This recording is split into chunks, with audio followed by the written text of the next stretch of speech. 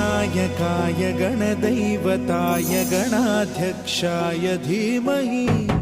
गुणशरीराय गुणमण्डिताय गुणेशानाय धीमहि गुणातीताय गुणाधीशाय गुणप्रविष्टाय धीमहि एकदन्ताय वक्रतुण्डाय गौरीतनयाय धीमहि गजेशानाय भालचन्द्राय श्रीगणेशाय धीमहि